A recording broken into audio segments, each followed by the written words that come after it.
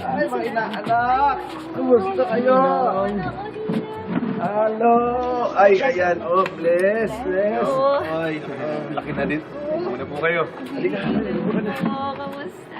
Okay naman, pasensya na, na-late kami. Medyo na-traffic. Okay lang po, okay lang po. Aray ko. Alam niyo, sobrang thankful po kami dahil pumayag kayo na maging ninong at ninang sa kasal namin. Oo naman. Of course, the pleasure is ours, iho, ha?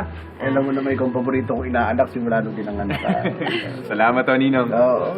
Ninong, Nina, eto na po yung invitation namin. Ay, wow, maganda ha. Oo nga, ano. Oo. Malapit na, oh. Diba? Kaya lang, ang itong venue. Tsaka na, I've been here. Mahirap ang parking dito ha. Ninang naman, gusto po kasi namin yung intimate lang, kaya yung in-invite po namin yung malapit talaga sa puso namin. Ay, salamat naman, salamat. Okay na yun, ganyan. Napuntuwa ako sa yung dalawa, eh. Sandali. Dress code. Yung mga ninang daw, yung mga ninong, kailangan doon blue lang. Light blue. Oo, eh. Iblit po niya. Ayoko ng light blue. Ha? Ba? Ayoko ng light blue. Beige na yung nabili ko, so yun ang susuotin ko. Hindi, okay na. Eh, yun ang ano nila, yun ang gusto nila. Powder blue. Powder blue ba? Oo. O blue, eh, kaya mo na. Bibili na lang tayo ng bago para na isusuot mo, ha? Okay, sige. Pero, hindi ba mas maganda kung beige ang motif? Beige?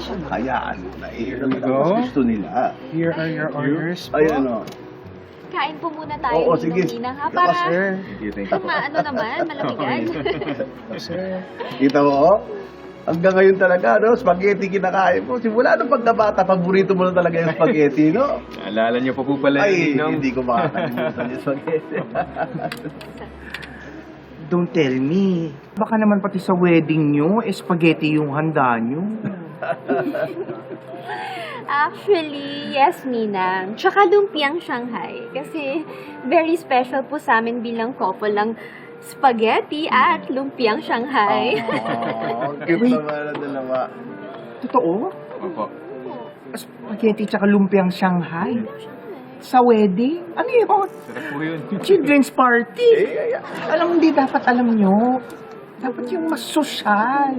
Hindi yung ganito. Kasi alam nyo, nakakaya sa mga bisita.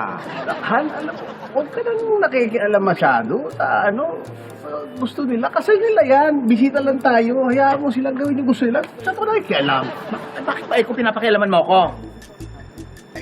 Masyado ka kasing nagdidikta. Hayaan mo na ako na lang laging dinidiktahan mo. Pero wag na sila. Gawin nyo kung anong gusto nyo. Okay? Eh bakit kita hindi didiktahan? Ha?